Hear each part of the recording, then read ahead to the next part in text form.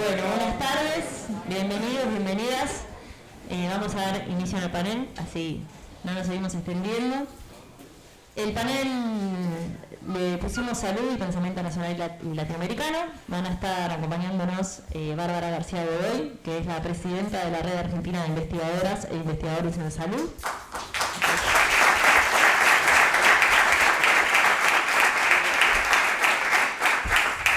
Manuel Fonseca, que es prosecretario de Salud de la Universidad Nacional de La Plata.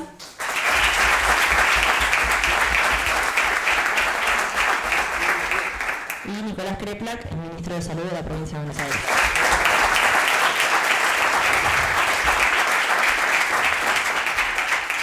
Bueno, muy cortito para darle un marco al panel.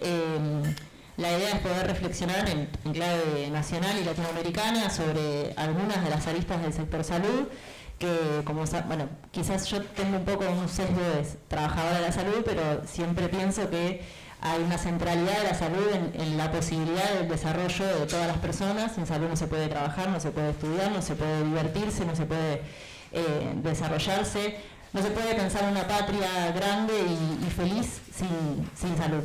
Así que por eso es importante reflexionar y debatir sobre el sistema de salud que tenemos, el sistema de salud que queremos y cómo desde ahí podemos aportar y abonar a la construcción de la soberanía nacional y regional. Así que, bueno, sin mucho más, le damos la palabra a Bárbara.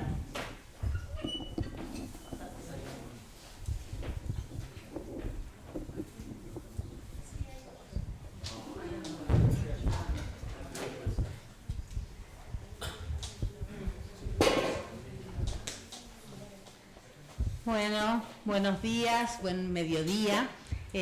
La verdad que es una alegría estar compartiendo este panel y representando el colectivo del que formo parte, que es la Red Argentina de Investigadoras e Investigadores en Salud.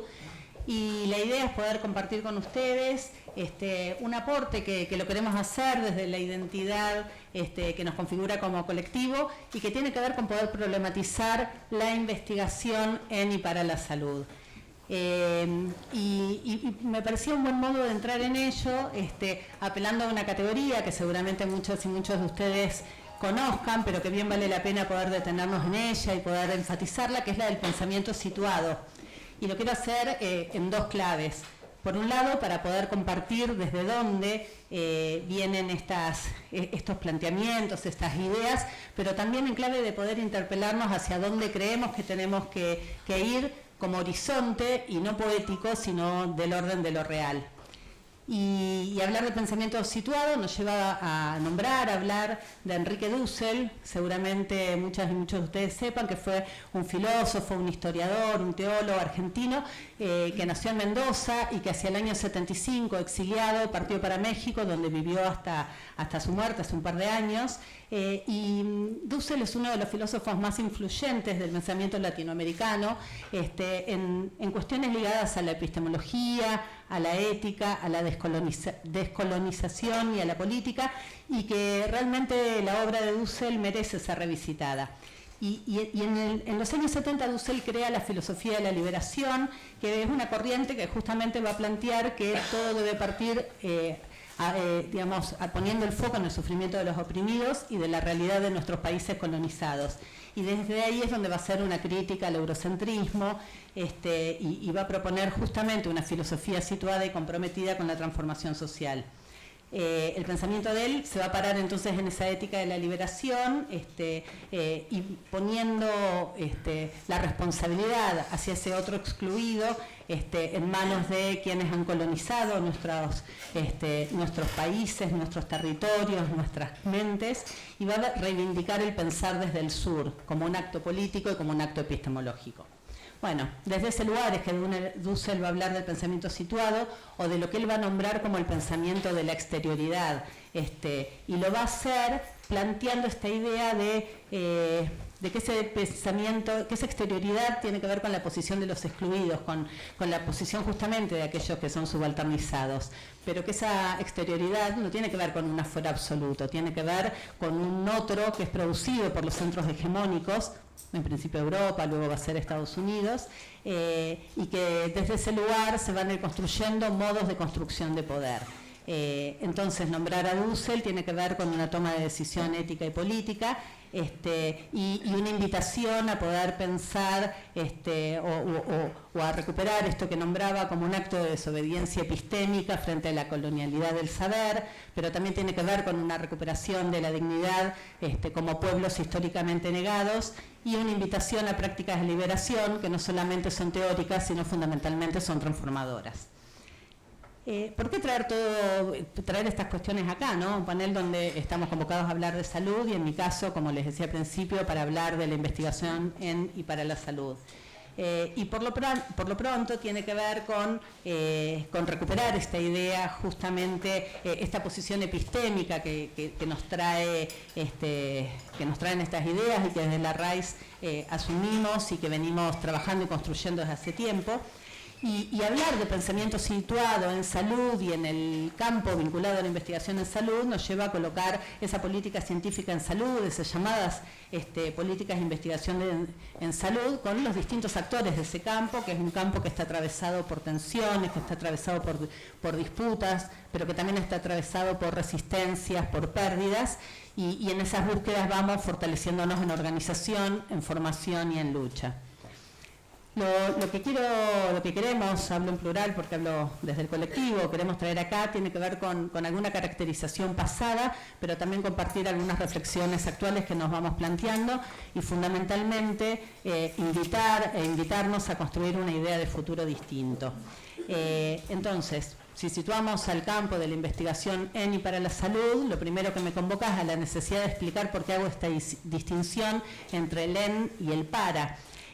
Y que básicamente tiene que ver con poder pensar la investigación no solo dentro del campo de la salud, y con su propia especificidad, sino también en esa relación indisoluble que va a tener con todas las aristas de la vida social.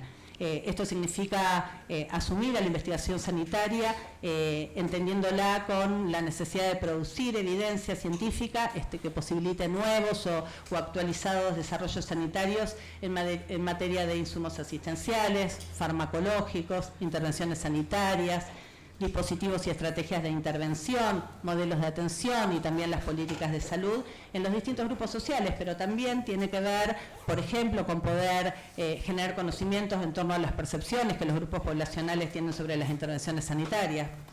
Hay además otra cuestión que no siempre logramos visibilizar y que creo que es uno de los puntos centrales sobre los que quiero avanzar, que tiene que ver con el registro del campo de la salud como parte del sistema científico-tecnológico para el desarrollo nacional. En tanto, desde allí hacemos investigación, desarrollo e innovación. Pero justamente, esta caracterización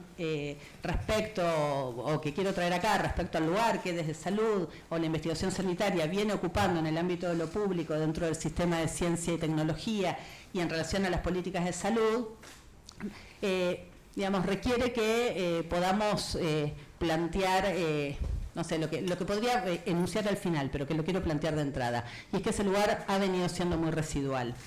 Y además, también hay que decir que eso residual fue desarticulado recientemente. Para ser clara, nosotros tuvimos mucha y muy buena investigación en y para la salud, pero desvinculada sistemáticamente a las necesidades estratégicas de conocimiento del propio sector, de las políticas en sus niveles intermedios y de los requerimientos para poder mejorar los procesos decisorios del sector salud y también del sector de desarrollo productivo, que debería ser un aliado estratégico para, por ejemplo, la producción nacional de medicamentos, pero también para las diversas tecnologías propias del campo sanitario.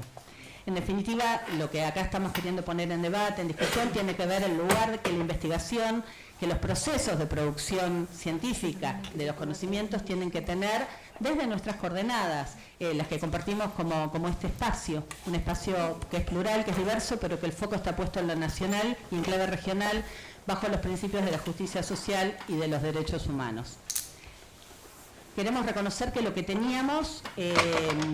Queremos reconocer lo que teníamos, queremos ponerlo en valor, pero también expresar que con la destrucción que hay en curso tenemos que estar preparados y preparadas mejor, que tenemos que formarnos, estar mejor formados, tenemos que tener claridad y propuestas en lo que hace estos temas en particular, justamente para poder desarrollar un sistema nacional de investigación para la salud que sea un sistema, no una enunciación, que tenga vasos comunicantes entre los distintos sectores que lo integren, que se puedan marcar en políticas estratégicas, que asigne recursos atendiendo las necesidades priorizadas, que desarrolle agendas de orden nacional y federal y también local a tal fin.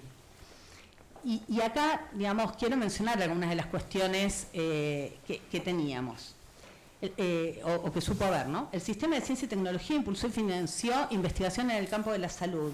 De hecho, gran parte de los recursos de la agencia de I+D+I estuvieron orientados al sector salud. El Plan Nacional de Ciencia, Tecnología e Innovación 2030 incluyó agendas territoriales ligadas al campo de la salud. Las universidades nacionales venían y vienen incluyendo en sus convocatorias líneas orientadas a este campo. Pero tenemos que decir que todo esto es de modo desarticulado, que todo esto es fragmentado, que todo esto es sin la participación de los actores claves de este sector, que todo esto es sin los recursos suficientes. Y no solo en este contexto, estamos hablando de previo a este contexto particular. Y vale la pena para poder pensar o reflexionar algo en esta clave, recuperar a Amílcar Herrera, que como seguramente ustedes saben, fue un geólogo argentino y uno de los más lucidos representantes del pensamiento latinoamericano en ciencia, tecnología, desarrollo y dependencia, el PLACTED, y él fue pionero en el uso de modelos sistémicos para pensar el desarrollo regional, pensando y en la búsqueda de un futuro viable y justo para América Latina, que se basara, que se estructurara en torno a la planificación estratégica, la justicia social y la sustentabilidad ambiental. Bueno, lo cierto es que Amílcar Herrera ya en el año 1973 hablaba sobre la necesidad de pensar una política científica que no solo se basa en la construcción de normativas, leyes y planes, eso que él llamaba la política científica explícita, sino él decía que además había que atender aquello que él nominaba como la política científica implícita, que es la que refiere a esas lógicas, esas prácticas que los distintos actores del campo de ciencia y tecnología llevan adelante y que requieren ser revisadas y puestas en debate en el marco de un proyecto nacional de política científica. Retomo esto de Herrera para poder repensar la necesidad de poner en debate y en construcción justamente una política de ciencia y tecnología, en este caso podríamos decir una política científico-sanitaria que se inscriba, pero que a su vez abone una gran política científica inscripta en las mejores tradiciones del pensamiento nacional y latinoamericano. Retomando la experiencia de los años pasados en la Dirección de Investigación en Salud, donde tuve la posibilidad de estar al frente hasta el 2023, y en línea con la descripción que venía haciendo, también quiero compartirles algunos de los grandes pendientes que tenemos en este campo y que refiere a la decisión de desarrollar en el marco de nuestra política científica sanitaria, por ejemplo, investigación clínica como parte de la actividad estatal, en articulación con el sector privado, de modo de que podamos asegurar I+D+I orientada a atender aquello que no es redituable, pero que es ético hacer. Me refiero, por ejemplo, a estudios dirigidos a tratar aquellas enfermedades que son de relevancia sanitaria en materia de salud pública, pero no son contempladas por la industria. Y para dar una idea de los desafíos que ya vislumbramos en esa gestión en la dirección, nos encontrábamos con que la investigación clínica era una de las actividades centrales en términos de investigación y desarrollo de modo privado, básicamente anclada en los ensayos clínicos. Con gran reconocimiento internacional, se planteaba Argentina como una plataforma muy importante para el sistema global de investigación clínica y representaba además la llegada de divisas al país. Pero también representaba un sistema con grandes sesgos, quiero nombrar tres en particular.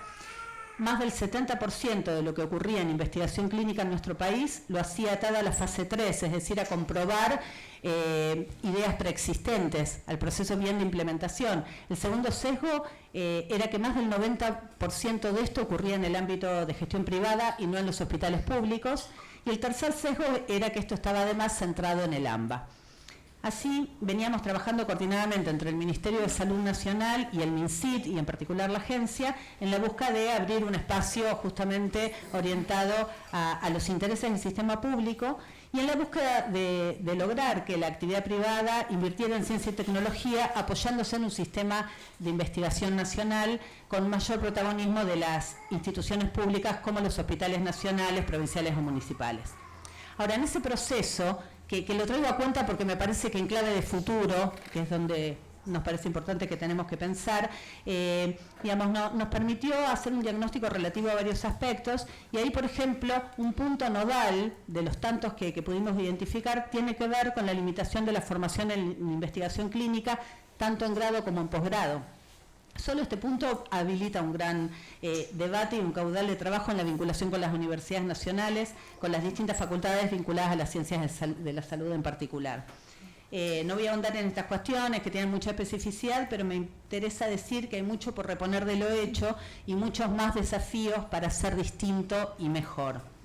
Y otro ejemplo que quiero traer, tras la pandemia pudimos desarrollar la Agenda Nacional de Investigación en y para la Salud, que definió líneas priorizadas y estratégicas de investigación en cada región del país para el periodo 2023-2025. Esa agenda fue construida federalmente con los distintos actores relevantes del campo de la salud en cada una de las provincias y jurisdicciones, bajo la coordinación que desde la DIS, en el Ministerio de Salud de la Nación, con participación de las áreas de investigación provinciales de los distintos ministerios y especialistas en cada uno de los temas. Y esa agenda hoy está borrada junto con la web de la DIS, que tampoco existe, porque la DIS dejó de existir, esta dirección de investigación, a principios de este año. Sin anuncios, simplemente los trabajadores y las trabajadoras fueron reubicadas en otras áreas del ministerio.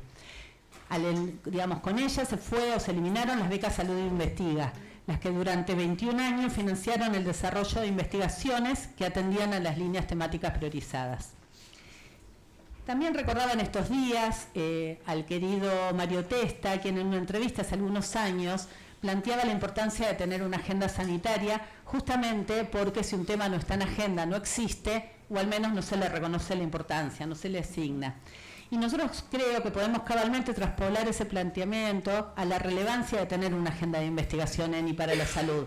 Si no existe, no hay reconocimiento de cuáles son los temas priorizados que tienen que ser estudiados, sobre los cuales necesitamos producir conocimientos. Sin duda que tenemos que ampliar las capacidades para la actualización de nuestra agenda de investigación, y tal vez lo podríamos ir haciendo desde otros espacios, en coordinación con los ministerios de salud provinciales, involucrando a organizaciones como la RAIS y tantas otras, porque cuando logremos retomar las riendas del Estado Nacional, que las lograremos retomar en algún momento, todo tiempo va a ser poco para reencauzar las políticas y mejorar las condiciones de vida de nuestro pueblo. Bueno, como bien sabemos, un país no puede crecer sin desarrollo científico-tecnológico y tampoco puede cuidar a su población sin desarrollar investigación en salud.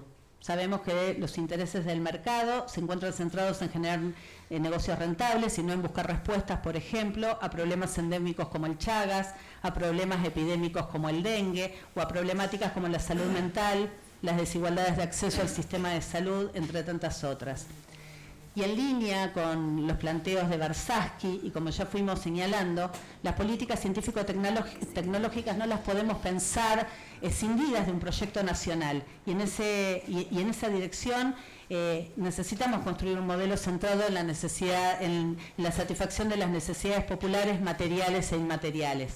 Pero también, y recuperando la efervescencia de ese pensamiento latinoamericano y otros postulados de Barsasky que despertaron particular interés ya hace muchos años, tenemos que ubicar las críticas a lo que él denominaba el cientificismo, entendido como ese modo de hacer ciencia desvinculada de la política y en última instancia de la sociedad. Por el contrario, él invitaba a que hiciéramos una ciencia politizada, vinculada con el compromiso social y dispuesta a poder revisar metodológicamente esos parámetros que forman el edificio científico en función del cambio social. Bueno, lo cierto es que la investigación en salud se ha venido realizando en múltiples y diversos espacios institucionales del sector público, en CONICET, también a través de proyectos financiados por el hoy eliminado Ministerio de Ciencia, Tecnología e Innovación, en las universidades nacionales. Todos organismos e instituciones que están atravesando una grave situación de desfinanciamiento. Y en ese punto, y ya digamos adentrándome hacia el final, nos parece importante recordar que la desarticulación de muchas cosas, pero en particular en lo que tiene que ver con el sector salud y cuestiones ligadas a la investigación, van de la mano de ese primer DNU de diciembre del 2023, el DNU 70, cuyo contenido implica un cambio estructural que sigue vigente, ese DNU, y cuyo contenido implica un cambio estructural en las políticas y estructuras de nuestro país, con un claro impacto en el rol del Estado Nacional y de sus instituciones. Nosotros desde la RAE generamos un documento en su momento analizando en relación a salud cuáles eran los 4 puntos centrales. No los voy a desarrollar acá, pero sí quiero mencionar uno porque que va en línea con lo que venía planteando antes, y es el cierre de la Agencia Nacional de Laboratorios Públicos, la ANLAP. Una agencia que además de coordinar y potenciar a los laboratorios públicos, posibilitó desarrollos que aseguraron el acceso de medicamentos a nuestra población y un gran ahorro al Estado Nacional mediante proyectos de impacto sociosanitario ligados a desarrollo de formulaciones pediátricas huérfanas o al desarrollo de la producción pública de un complemento nutricional como es el Fierritas, formulación de tubérculostáticos, bueno, la vacuna contra la fiebre hemorrágica argentina, etcétera. Simplemente haber perdido la ANLAP como ejemplo de tantas otras cosas nos está dando cuenta de una pérdida de soberanía sanitaria. Nosotros, lo decíamos antes, tenemos investigadores formados, tenemos en nuestras instituciones públicas aún grandes capacidades, aunque están siendo golpeadas, las hay prioridades de investigación establecidas, como les contaba antes, pero tenemos graves problemas y tenemos que encontrar los modos de poder retomar esas conducciones y de poder comprender la gravedad del desmantelamiento del sistema científico nacional en su conjunto y de las universidades, todo ello como parte de un mismo plan. Las condiciones de posibilidad para pensar y retomar una trayectoria que tenga como centro, como horizonte, el derecho a la salud y a la ciencia como un elemento central para la producción de políticas públicas, implica disponernos a debatir y a producir propuestas que convoquen activamente a los distintos sectores. Y en ese punto quiero cerrar con una cuestión que nosotros llegamos a plantear desde la Dirección de Investigación. Llegamos a armar algún buen borrador, que hoy sería solo una base y habría que pensarlo tal vez todo muy distinto, para la creación de un Instituto Nacional de Investigación en Salud, que liderara el Sistema Nacional de Investigación y para la Salud y que tuviera bajo su órbita, por ejemplo, la articulación con los distintos actores del campo de ciencia, tecnología y salud, la relación con los organismos internacionales ligados al campo, el vínculo con los actores del sector privado, las cámaras de la industria, que impulsara el desarrollo sostenido y continuo de agendas nacionales federales de investigación, que asignara, que contara con presupuesto para poder financiar becas y proyectos prioritarios de investigación, que se pudiera coordinar el Comité Nacional de Ética de la Investigación y el desarrollo de un área en un tema tan sensible y tan importante como es ese, que tenga a su cargo desarrollo, la formación de investigadoras y de investigadores en distintos temas y en particular en todo lo que tiene que ver con investigación clínica, que tuviera que ver con el desarrollo y la regulación de las nuevas tecnologías sanitarias, atendiendo al desarrollo científico en esta etapa y lo que se viene en materia de inteligencia artificial y manejo de datos, que desarrollara una política de gestión de conocimiento y tantas cosas más. Cierro ahora sí con 2 ideas que nos resultan potentes. Una es, cito de nuevo a Mario Testa, cuando nos recuerda que no hay procesos transformadores sin sujetos organizados, y la otra que es de Barsaski, cuando decía que la misión del científico rebelde es estudiar con toda seriedad y usando todas las armas de la ciencia los problemas del cambio del sistema social, en todas sus etapas y en todos sus aspectos, teóricos y prácticos. Tenemos mucho camino por recorrer y de modo colectivo, en nuestro caso, para impulsar y para hacer ciencia politizada. Es claro, lo que no hay es tiempo para el desánimo.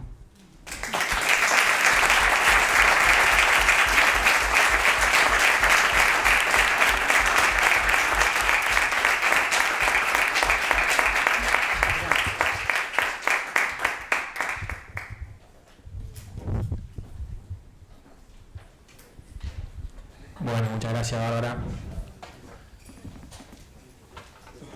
Buenas tardes para todas y para todos. Gracias, Luna, por la presentación, Bárbara por las palabras, Nico. Gracias a Santiago Laudat, que estaba hasta ahí, se acaba de ir, debe tener muchas responsabilidades, uno de los compañeros del equipo coordinador del Foro de Pensamiento Nacional y Latinoamericano. Gracias a los compañeros de la RAIS, a Santi, a Bárbara y a Fausto Del Marco, que es médico residente, no pudo venir pues está trabajando, pero es parte del equipo coordinador de esta primera eje de salud del Foro de Pensamiento Nacional y Latinoamericano, cosa que nos pone muy felices, poder encontrarnos con compañeros y compañeras que están pensando la cuestión nacional en estos momentos, tomando un rato, un viernes a la tarde, para venir acá a debatir, y los que tenemos que venir a hablar, tomar un rato en algún momento de la semana para pensar qué decir, también, para no venir como peludo de regalo a tirar alguna idea que seguramente no sea muy ingeniosa ni novedosa, o sea, hacer un esfuerzo para hacer un aporte a lo que ya más o menos todos estamos de acuerdo, porque imagino que dentro de las personas que están acá, más o menos, todos al menos les interesa la cuestión nacional, en un contexto en el que el país está gobernado directamente por una expresión antinacional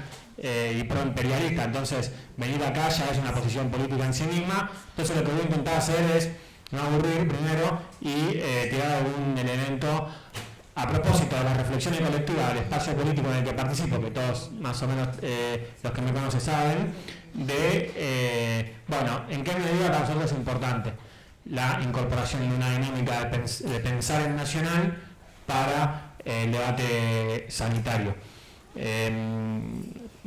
Mi interpretación es que es muy importante este foro porque estamos atravesando algo así como una década infame del siglo XXI,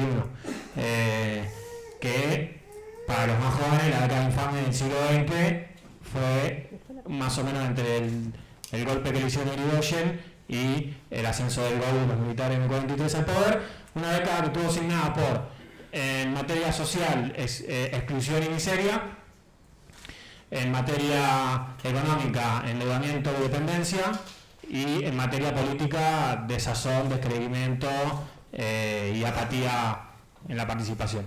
O sea que hay muchos puntos de contacto con lo que estamos viviendo ahora.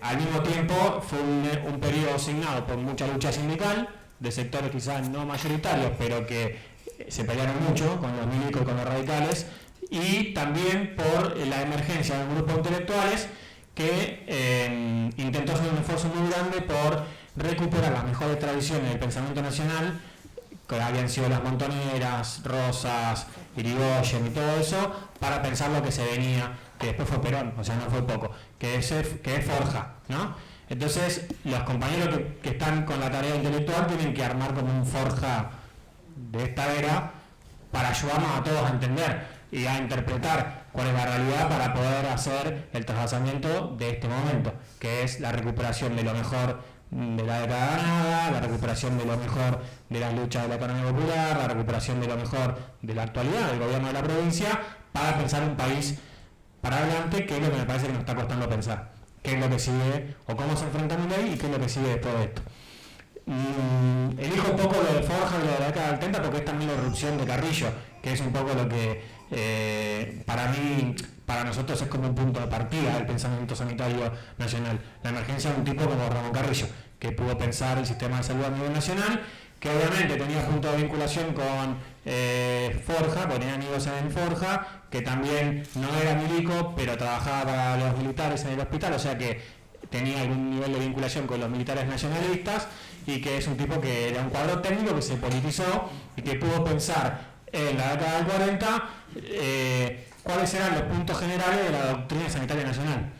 Que para mí en un momento de confusión como lo que estamos viviendo sirve mucho recuperar, porque en buena medida tener imaginación política y animarse a proponer cosas creativas tiene mucho que ver con no creerse que uno va a inventar la pólvora, sino que es restaurar lo que otros ya pensaron y plantearon antes que uno. Y Carrillo, a mi juicio, planteó tres cosas que son muy importantes para tener en cuenta hoy, porque tenemos que discutir con Milei y con los libertarios que nos hacen discutir volver para atrás, una cosa que eso puede ser bueno, incluso para discutir las raíces filosóficas de nuestro argumento.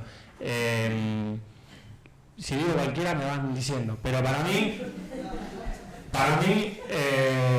lo más importante de Carrillo es que la doctrina sanitaria nacional deviene de la doctrina justicialista, o sea, no nace de un repollo, y que la doctrina justicialista, como las propias verdades decían, es una doctrina simple, popular, práctica, cristiana y humanista. O sea, nuestra doctrina sanitaria es cristiana y es humanista, y de ahí que nosotros pensamos que todos los seres humanos de este país, hayan nacido o no hayan nacido acá, tienen derecho a tener un medicamento, una casa donde vivir y comida, ¿no? Hayan nacido o no hayan nacido acá, que hoy lo hablamos, Nicolás tuiteó algo que es muy importante, que un ministro se posicione sobre esos temas, a veces más para ordenar a los propios que para confrontar con los otros, que es que los extranjeros no tienen que pagar en este país. Nos hacen discutir eso, que los extranjeros no tienen que pagar. ¿Por qué? Porque nuestra constitución y nuestra tradición argentina es que acá todos tienen derecho a la salud. ¿Por qué? Porque somos humanistas y porque la doctrina sanitaria nacional deviene de la doctrina justicialista, que así lo plantea. Fue la que dijo, me da necesidad, no es un derecho. Y primer punto, número 1. Punto número 2, ¿cuáles son los ejes rectores de esta doctrina? 3, para mí también, a todo debatir, ¿no? La previsión social, o sea, la doctrina sanitaria argentina tiene una particularidad que es el modelo sindical argentino, que es la dinámica previsional argentina, que es esa genialidad que entre Perón y los laburantes inventaron, que es el sistema solidario de los trabajadores, que obviamente con los años se fue desvirtuando, pero que cuando uno se intenta explicar a alguien que no es de Argentina es muy difícil de explicar, incluso a veces nosotros también nos cuesta entender algunas cosas, pero que es una de las matrices constitutivas, la previsión social. Lo segundo es la medicina social, o sea, el desafío que parece novedad, pero de no pensar la salud como una instancia individual y biomédica, sino como una instancia colectiva que tiene que ver con otras cosas que no son solo la cuestión biomédica, las cuestiones filosóficas, religiosas, culturales, etc. Y la tercera cosa que es muy importante para mí es que la salud es un eje vertebrador a la hora de pensar un país. O sea, no es solo un derecho que le tenemos que garantizar a un ser humano individual, sino que es una cosa que sirve para pensar el país, para integrarlo y para fortalecerlo. Que en lo general puede parecer algo muy abstracto, pero que en lo particular es un poco la discusión que los que trabajamos en salud le queremos dar a la política, que es desde lo más alto nivel de la gestión hasta las organizaciones sociales, que es, bueno, llámenos cuando hay que hacer una posta de salud, llámenos cuando hay que hacer un esquema de seguridad para una marcha, llámenos cuando tenemos que poner el agua y los compañeros tomar la presión por si alguien se descompensa, y llámenos a discutir política y también los destinos del país, porque hay en la salud elementos que sirven para pensar el país. Y Carrillo planteaba 2 o 3. El primero es algo muy elemental, que es que si la población está sana, es más barato para el país que la población esté sana. Digo cosas que para mí son, a veces las hemos discutido 1000 veces, pero que como mi ley nos obliga, está bueno rediscutirla. Si están sanos los argentinos es más barato. O sea, los que quieren achicar el Estado y gastar menos, y el déficit fiscal y todo eso, bueno, tengan a la gente sana y van a gastar menos.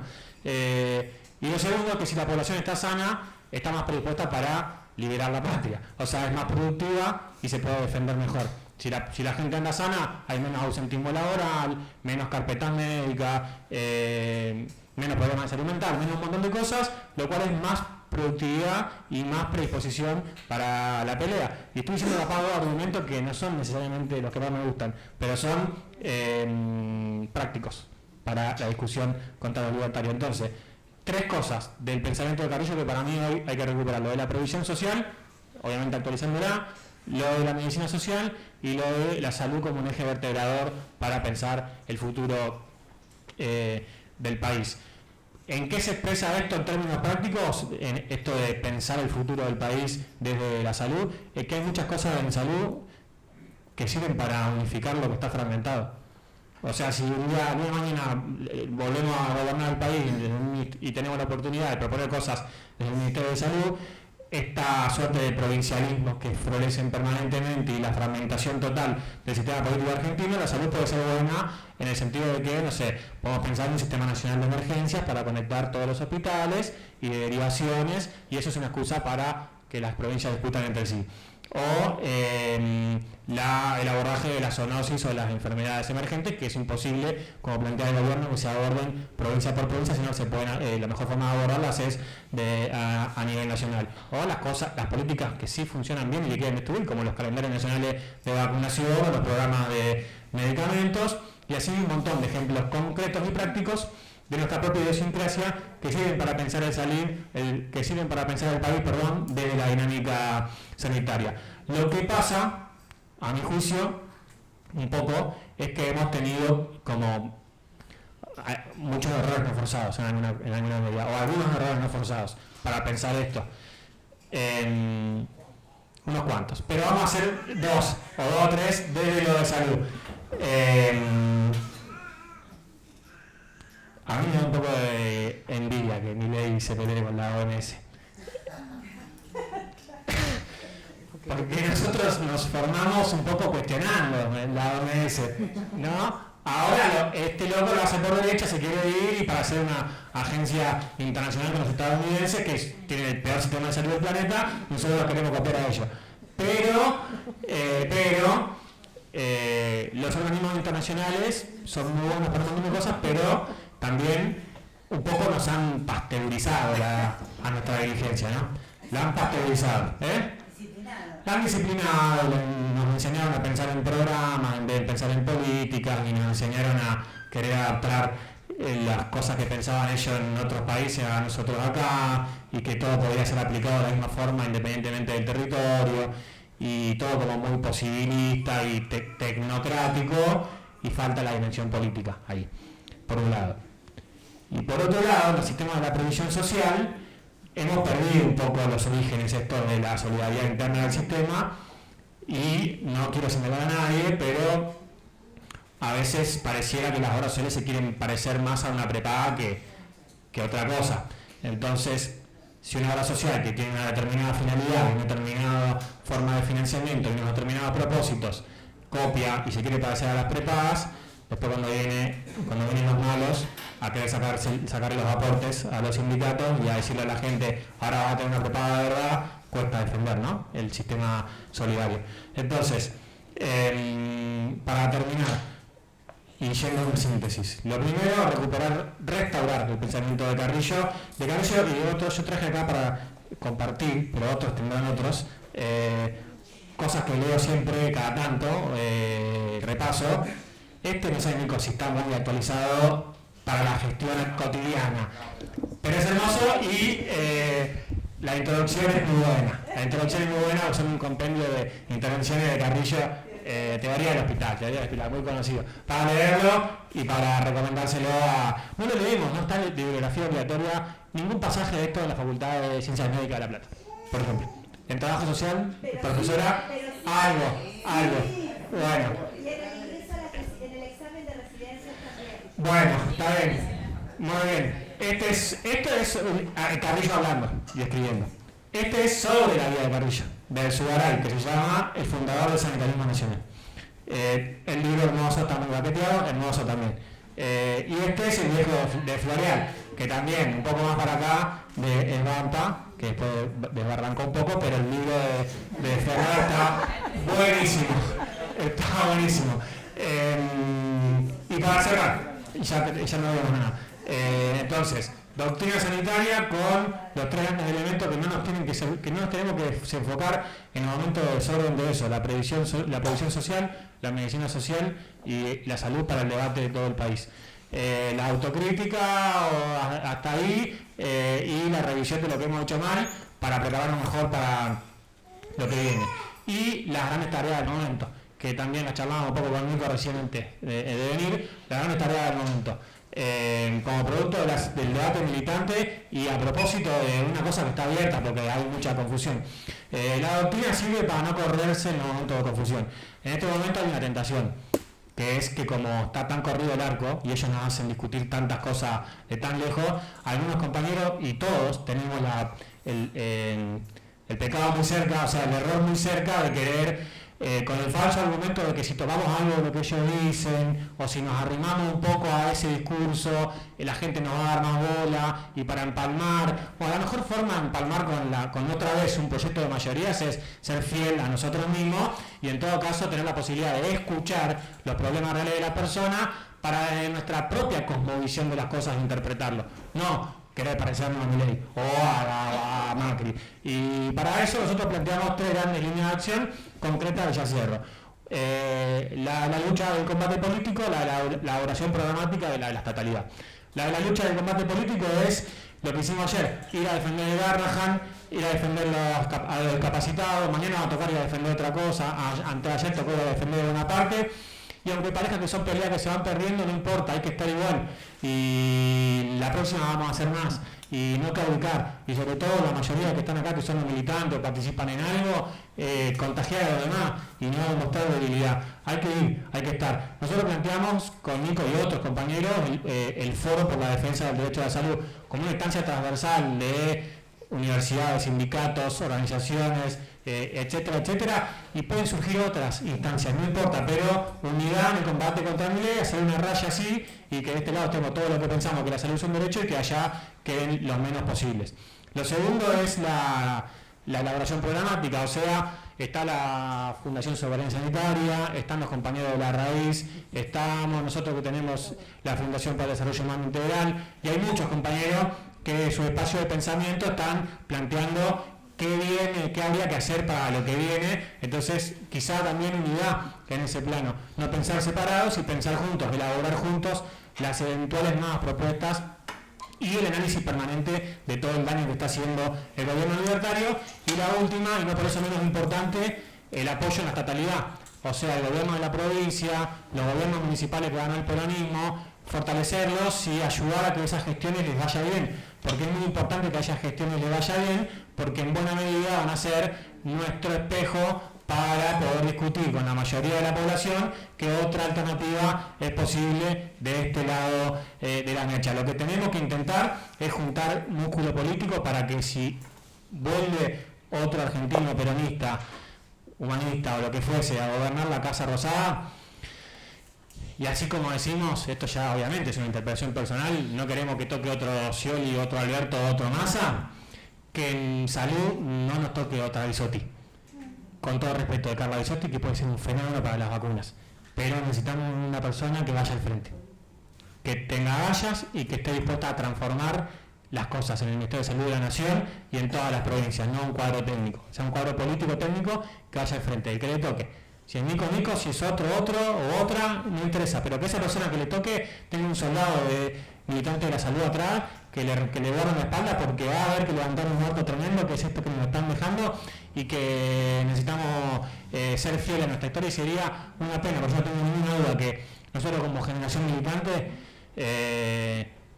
los sub 45, sub 50, se nos va a presentar una ventana de oportunidad, no sé cuándo, pero va a haber una ventana de oportunidad en la que vamos a recuperar el gobierno nacional y además hacer cosas en salud. Y se ve una pena que no aprovechemos esa ventana de oportunidad, o por haraganería, o por mezquindad, o por cobardía, o por lo que fuere. La tenemos que aprovechar. Así que nos tenemos que preparar para eso. Muchas gracias por generar estos espacios de discusión.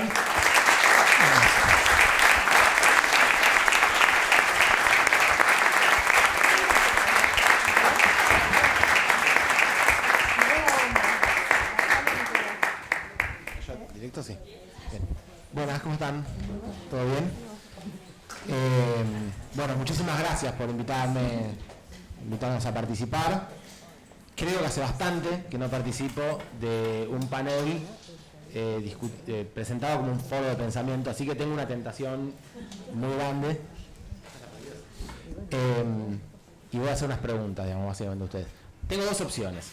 O les cuento lo que estamos haciendo en clave un poco de defendamos la gestión, porque vamos en la línea de lo que estaban planteando los compañeros y qué es lo que estamos haciendo, que es una opción, que está acá, y la otra que está acá, discutimos ideas.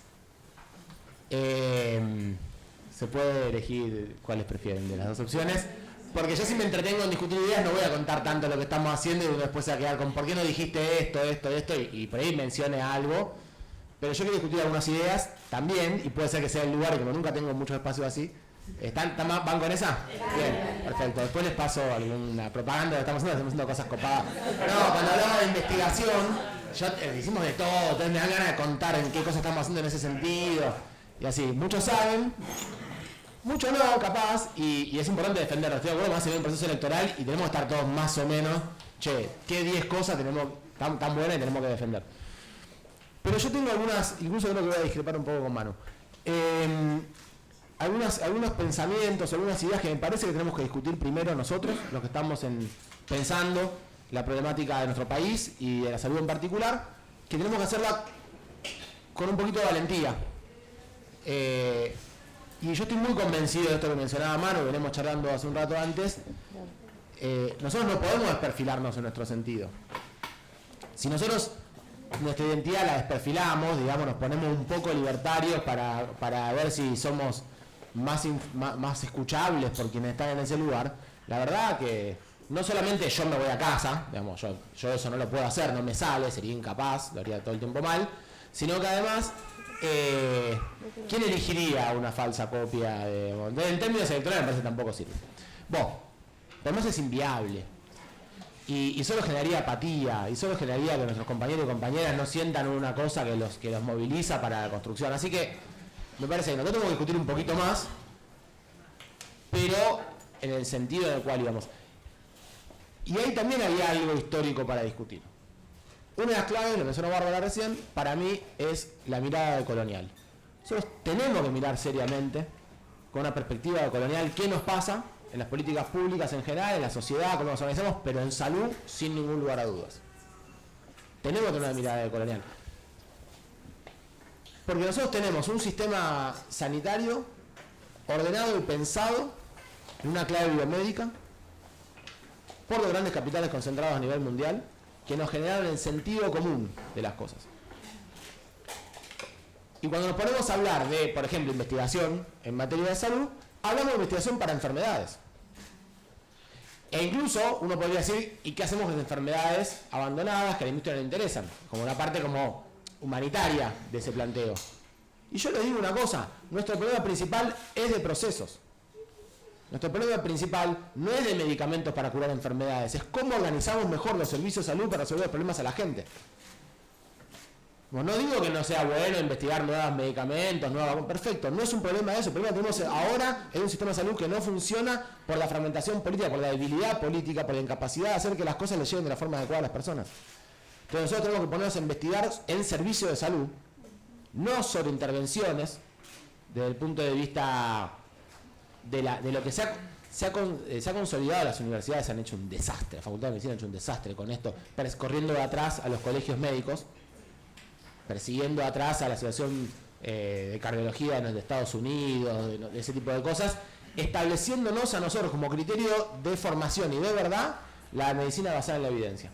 Hace algunos años. ahora, además, ni siquiera le sirve de nada, porque como todo el avance científico ya está en las moléculas para pequeñas enfermedades, ni siquiera pueden hacer medicina basada en evidencia, porque evidentemente evidencia científica a nivel estadístico no van a conseguir de enfermedades que afectan a 500 personas.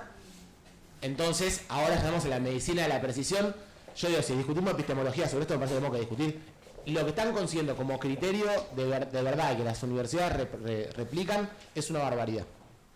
Y nos han formado, y incluso el estándar de calidad de un profesor que sabe mucho, es un tipo que participa en las sociedades internacionales y que repite muy bien estos criterios de verdad. Ahora, reducir la problemática de la salud a si un fármaco puede demostrar o no demostrar estadísticamente un beneficio ante algún síntoma importante o la mortalidad, es de tal nivel de barbaridad que creo que ninguno de nosotros lo cree, pero esto es en un elemento constitutivo del modelo médico hegemónico. Construye sentido común. Construyó sentido común. Tenemos que sentarnos a discutir fuertemente esto, nosotros. Porque nuestro problema hoy no está en los medicamentos. O si quieren al revés, como le damos tanta valor a los medicamentos, está en todo lo demás. Lo que tenemos, todo el tiempo nos pasa. Digo un ejemplo bastante simple. Llegar a tiempo con la medicación carísima que vamos a pagar millones de dólares, pero llegamos demasiado tarde. Porque todo lo demás se hizo tarde. Porque llegamos tarde al diagnóstico inicial, articular los diagnósticos, las biopsias, los estudios de imágenes, etcétera, etcétera. Y cuando llegamos al diagnóstico, lo tenemos, le podemos poner nombre y apellido, le vamos a pagar 5 millones de la industria para una medicación que ya no va a servir. Digo, lo pongo como muy práctico eso. Después hay millones de cosas mucho más complejas e interesantes para decir. Entonces, tenemos que discutir un poquitito sobre esto. Para lo cual, por ejemplo, tenemos que tener un sistema de investigación que financie investigación en servicio de salud y construir instancias de debate, de discusión del campo sanitario. Nosotros hicimos el COSAPRO para esto, donde lo que se discuta no sea el resultado de tal intervención versus tal intervención en términos individuales, sino pusimos un consultorio que hace tal cosa. ¿Qué le pasó al barrio?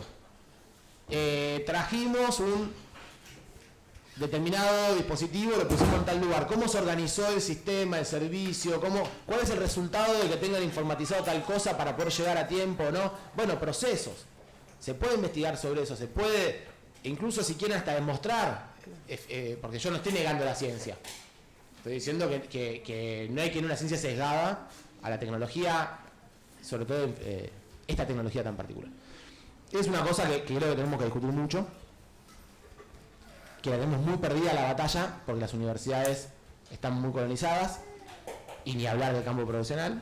Entonces tenemos que darnos una estrategia al respecto de eso. Bueno, ¿cómo vamos a financiar la formación de posgrado? Y no me refiero a la residencia, sino a la formación continua, el seguimiento, los espacios de intercambio de neumonólogos. ¿Con quién va a intercambiar los neumonólogos? ¿Cómo se organizan las disciplinas? ¿Cómo se organizan las especialidades? Hoy las especialidades se organizan por tecnología.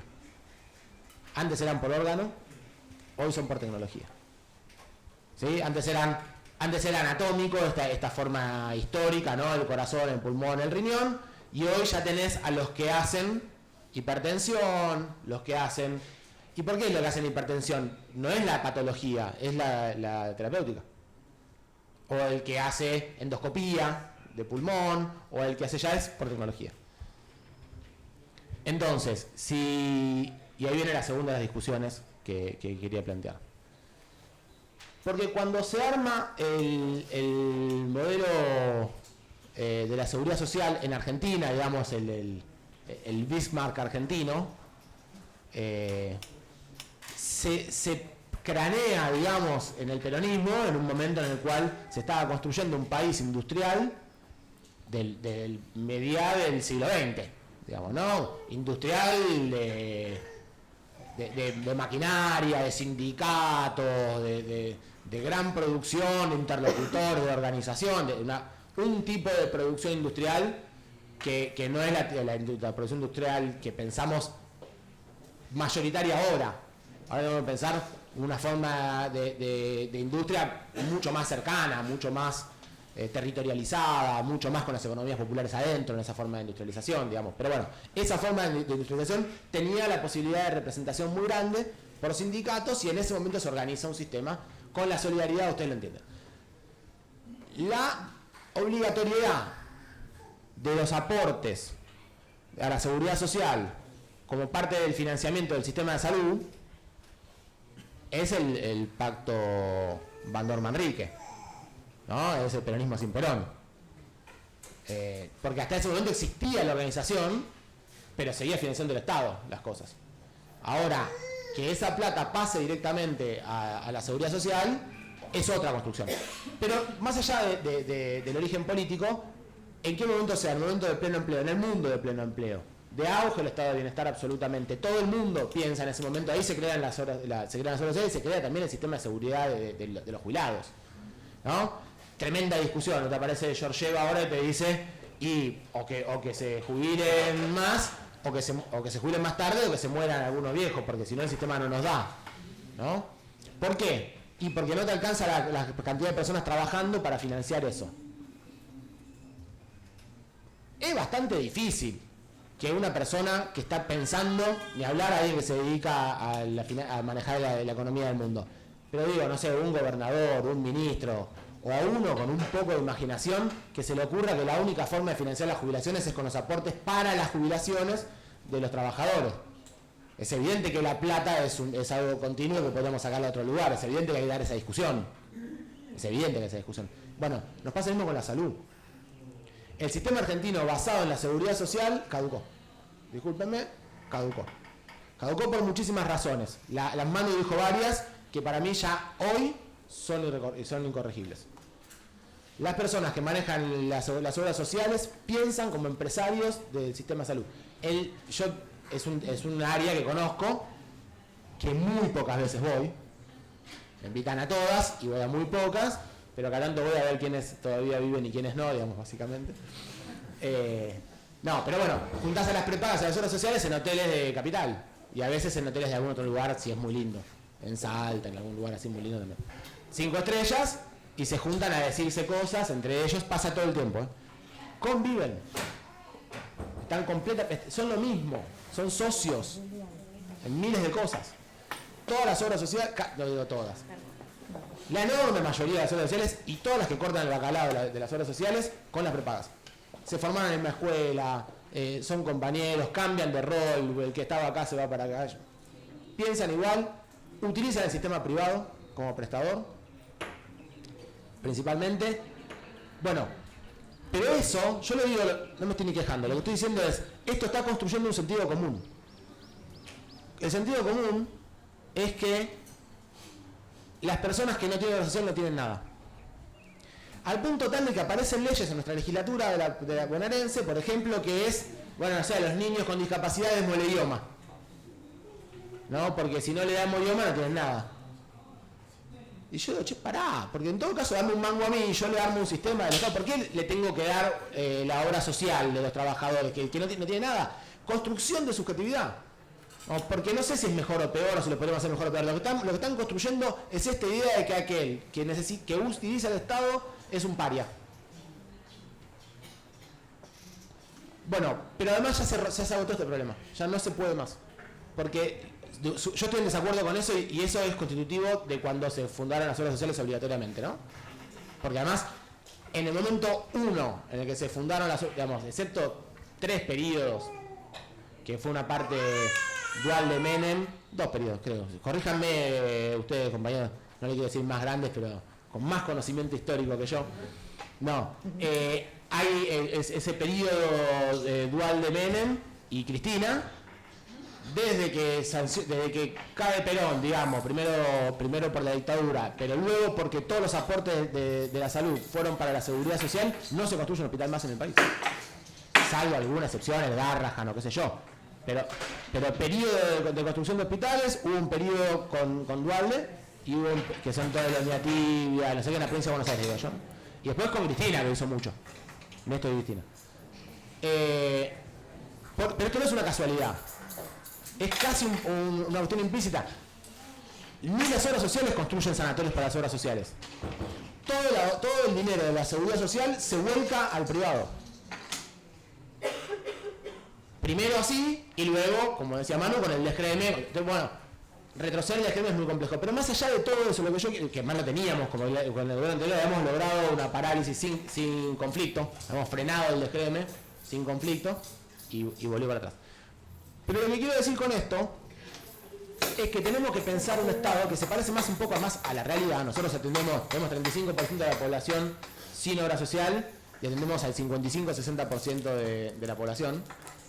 Pero además, o de las atenciones, pero además atendemos el 100% de determinadas cosas, ¿no? La guardia, la emergencia, la no sé qué. Entonces ya está, ya sucede. Pero políticamente lo digo esto. Tenemos que sentarnos a pensar en un Estado que sea para todos. Casi como lo hacemos con la universidad, que hasta acá lo zafamos. Hasta acá lo zafamos. La universidad todavía sigue siendo la universidad pública, la universidad en la que van todos, digamos, ¿no? Quizás ahora el sesgo se pueda dar más por la ubicación espacial, que igual siempre se dio, de esa universidad. Hay universidades que están involucradas en territorios donde antes no accedían a la universidad y ahora pueden acceder, y que quizás no haya tanto de las clases más altas, pero por donde viven básicamente. Pero después de eso, la universidad sí está pensada para todos, o eso es lo que nosotros vamos a defender a muerte, y cuando lo tocaron se les complicó a estos. La salud no. La salud está pensada para aquel que no tiene otra cosa. Y eso es una discusión que tenemos que dárnosla.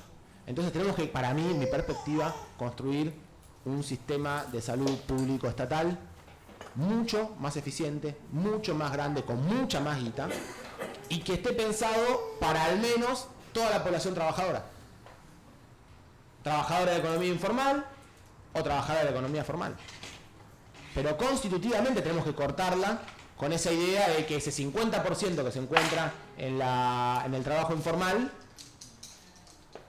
es parte de aquellos de los parias y los desvalidos, y que esa lógica de la solidaridad solo se encuentra en aquellos que están, por suerte, dentro del trabajo formal.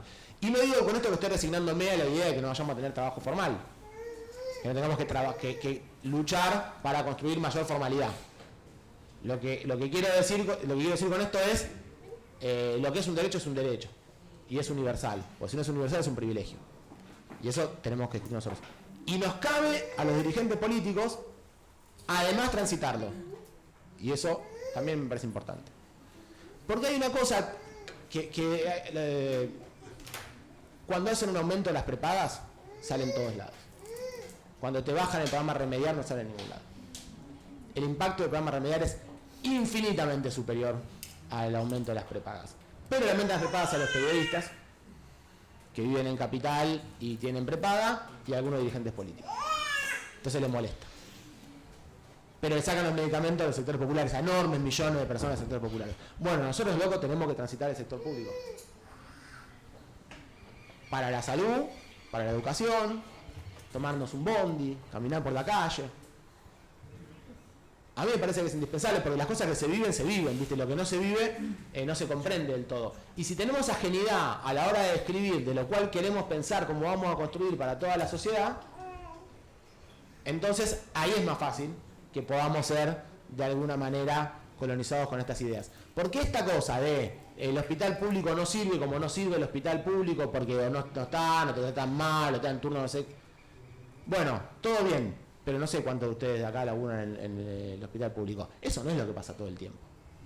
El 99% de las veces atendemos bien a la gente está contenta, le resolvemos problemas, lo abrazamos, lloramos con ella, hacemos todo eso. Y a veces nos sale algo mal.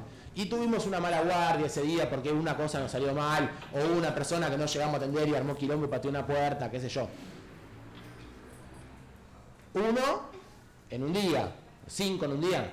Pero atendiste 200 personas ese día y 5 te putearon, está mal que te puteen 5. Es malo, tenemos que lograr que no te putee ninguno, o que todos estemos felices en el lugar de laburo. Pero hay 195 que no se fueron puteando. Entonces no podemos decir que esos 195 no valen la pena. Tenemos que defenderlo de otra manera. Y insisto, se defiende transitándolo.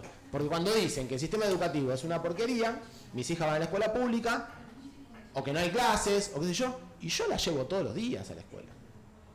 Escuela pública la llevo todos los días, la maestra las quiere, se quieren entre ellos, aprenden cosas, qué sé yo, hay escuelas mejores que la escuela pública, puede ser para algunos conocimientos académicos, no sé qué, pero aprenden otras cositas de la vida, interesantes. Después nos tocará a nosotros sentarnos en casa, intentar estudiar un poquitito con ellas, tratar de ver si aprendemos inglés un poco mejor, y lo hacemos, con dificultad. Con la dificultad que tengamos nosotros, lo hacemos. Pero estoy seguro que mi hija, que por suerte hija de un profesional, etcétera, etcétera, tiene un estándar de vida por ahí distinto de sus compañeros, convive con compañeros con otras realidades y aprende cosas que yo no le puedo enseñar. Entonces, digo, tenemos que también discutirlo, decirlo un poquito en voz alta. Porque ¿cómo defendemos si no el Estado? Porque además nos ha llevado a un lugar en el que si uno se pone a defender el Estado, pareces un caprichoso o un negador de la realidad. Como nosotros somos un poco esto de la búsqueda de la evidencia, no sé qué, hacemos estudios, entonces tenemos data que nos acompaña y que nos avala y que nos apoya en lo que estamos diciendo. Que no le importa a nadie, porque básicamente a nadie le importa hablar con la verdad, a la gente le importa hablar con los intestinos. Entonces, está bien, pero nosotros no podemos ceder ante eso. No como campo popular. Pero además yo digo algo que es además no lo que trabajamos en salud. Nosotros trabajamos en salud, trabajamos con algunas cuestiones, algunos patrones, algunos paradigmas, algún estándar. Tenemos que tener algún apego por la ciencia, tenemos que tener algún apego por la verdad, tenemos que defender la idea de la verdad, la idea de lo comunitario, la idea de lo colectivo, de verdad, todo el tiempo tenemos que hacerlo, a uñas y dientes. Entonces no podemos ceder ante eso, pero montarnos sobre la idea de que defender lo público es vergonzante, a mí, vamos, yo no estoy para eso, yo estoy dejando la vida en esto, lo estamos dejando todos los compañeros y compañeras, lo digo yo en la gestión y después lo cuento del enfermero que está a las 3 de la mañana en la guardia un sábado, está dejando la vida en eso. ¿Cómo le vamos a decir que eso que está haciendo no vale la pena? Ministra, una pregunta. No veo quién está. Sí. Estaba pensando, recién decís que tenemos que defender la salud pública. Hace poco vi el presupuesto creo que está en la provincia de este año y vi que con respecto al 2024 se bajó un 18% en lo que es la... Bueno, tenemos presupuesto del 23 en la provincia. No entendí. Te digo que supuestamente 24. Pero no hay presupuesto del 24. Se bajó un 18%. No. Y de hecho se subió... No es así. Y de hecho Pero no hay presupuesto. De hecho se subió presupuesto, o sea, hay mayor presupuesto en salud que... hay mayor presupuesto en publicidad y en género y diversidad antes que salud. O sea, están defendiendo Para. la salud. Está diciendo que no es. Están eligiendo. Escúchame, pero no, está diciendo que no es. Eso es muy importante porque es mentira y no hay presupuesto. Están así que no hay presupuesto. No se votó el presupuesto en el año 24 ni 25. O sea, no hay presupuesto. Esto no es así. Después sí podemos discutir, qué sé yo, cuánto aumentó, no sé qué, pero está diciendo es mentira porque no hay presupuesto, no hay ley de presupuesto sancionada. Y no, porque... Viste, internet dice cualquier cosa. que no hubo presupuesto. Pero la realidad es que los diputados no se juntaron, levantaron la mano, no posaron el presupuesto, no hay presupuesto, es un hecho como objetivo indiscutible. Bueno, no, estaba... Eso es la posverdad. Yo quería decir esto, sí, y está defendiendo lo público, pero no está solamente por defender lo público, que me parece que es importante. Me parece que tenemos que primero repensar el orden de las cosas. Creo que tenemos que repensar la idea de lo universal, la construcción de la universalidad. La universalidad es una búsqueda. Es una búsqueda de la incorporación de aquellos que en el primer proceso normalizador fueron quedando afuera. Me refiero a siglo XIX, siglo XX, ¿no? Y ahí se logró una gran cosa de esto, ¿no? Los trabajadores formales, la educación. Bueno, hay muchos que fueron quedando afuera. Y una cosa muy hermosa que pasó en este siglo XXI fue la incorporación a la vida en sociedad de muchísimos sectores, ¿no? La vida en sociedad con derechos más plenos. Eso también lo quiero reivindicar. Me parece que es muy importante que no caigamos en una absurda tentación de ir en contra del progresismo, de la inclusión de los distintos sectores. Primero porque es inhumano, y yo estoy muy de acuerdo con lo que dijo Manu respecto del humanismo como una centralidad en nuestra forma de pensar. Pues es inhumano pensar que alguien, por sus características, su procedencia, su forma de pensar, no tenga derecho a vivir en sociedad. Eso no estamos de acuerdo, no podemos defenderlo. Y segundo, porque además es mentira que el avance de un derecho en una persona reduzca los derechos de los demás. Los derechos siempre llaman a más derechos. Los derechos son sinérgicos. Cuando alguien aumenta los derechos, iba a decir gestálticos, pero me parece que era una ridiculez. Cuando alguien aumenta los derechos, le aumenta los derechos de los demás. Todos apoyamos cuando empiezan los derechos, cuando alguien aumenta los derechos. E incluso ahora vemos cómo cuando empiezan a cortar derechos todos al mismo tiempo y tan fuertes, es muy difícil defender el derecho de esta estrategia sectorializada. Estamos fracasando en la defensa de los derechos por hacer una defensa de derechos sectorializados. Los científicos defienden la ciencia, la salud defendemos la salud, lo de la cultura defienden la cultura. Loco, tenemos que discutir lo que está pasando con respecto a la sociedad en general. Tenemos que empujar una discusión global de este problema. Porque no es el derecho, no es, bueno, la de Bertolt Brecht, ¿no? La puerta de cada uno. No es la puerta de cada uno. Me parece que hay una discusión social que tenemos que ganar entre todos. Así que yo voy a terminar acá, pero lo que quiero decir, además de que estamos con un plan hermoso en la provincia de Buenos Aires, con muchísimas ideas alrededor de todo esto, construyendo un sistema de salud, pero más allá de eso, no, lo que quiero decir es que me parece que tenemos que volver a una de las máximas verdades de los que empezamos a militar en el peronismo, que es nuestros compañeros. Esto de la patria es el otro o esto de nuestros compañeros. Creo que la única forma, la única clave que se me ocurre a mí que puede ser más o menos eficiente para poder dar esta lucha es que confiemos en nuestros compañeros y banquemos a nuestros compañeros. Que aquel compañero o compañera que le toca dar una pelea, estar en un espacio de discusión, no es por beneficio personal, es por beneficio colectivo. Y que el rol de todos los demás es apuntalar a ese compañero o a esa compañera que le va a tocar en ese momento encabezar esa discusión, esa defensa, esa construcción. Si cada uno piensa que el beneficio del otro o lo pone en un lugar de competencia o no me toca a mí o no es mío o me perjudica en la defensa de mis derechos, me parece que estamos asignados a un fracaso, porque esa es la lógica neoliberal. Nuestra lógica es todo lo contrario. Muchísimas gracias.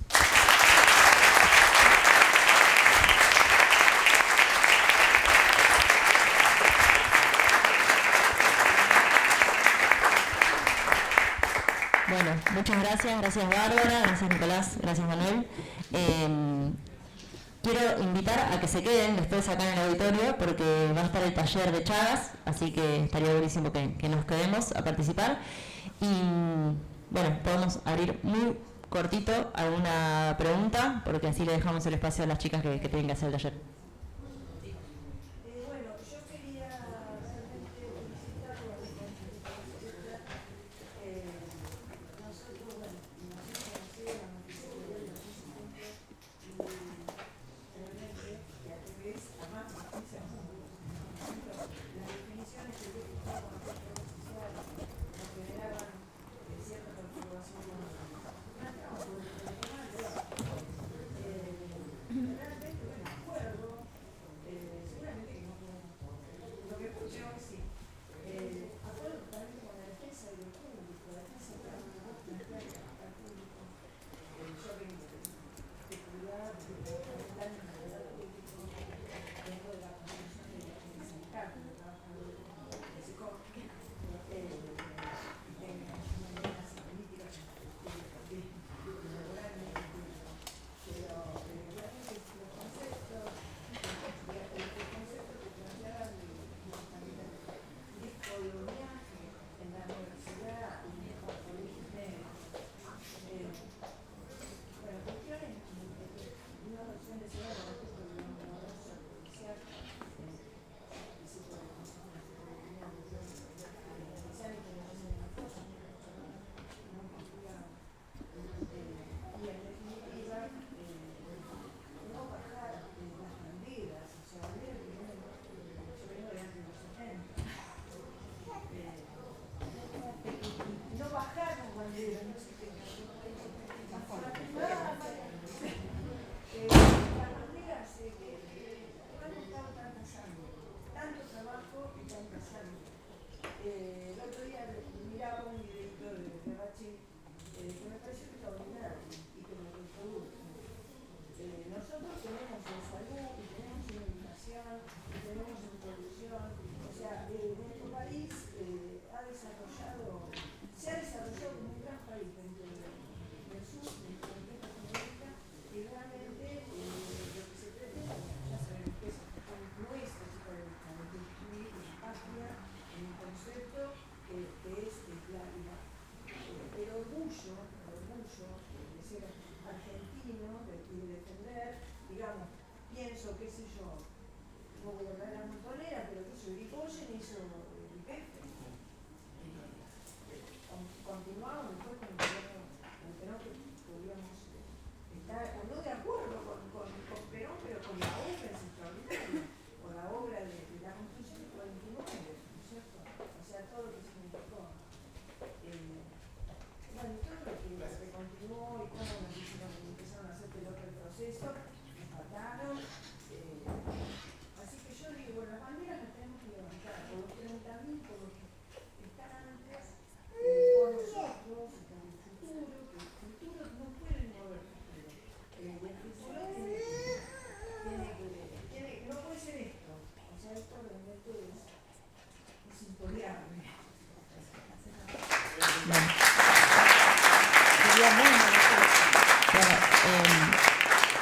Pido disculpas, pero también algunas Bárbara tiene que dar clases y no quiero que te pierdas el final del panel, así que podemos ir cerrando, así también le damos el paso a las chicas de Chagas. Mañana están las mesas de ponencias de salud, así que también si tienen ganas de venir a escuchar las ponencias, ahí en el programa se pueden ver los títulos de las presentaciones. Así que bueno, muchas gracias a todos por participar, por venir hasta acá a la 1 de la tarde un viernes a escucharnos y vamos a Taller de Chagas.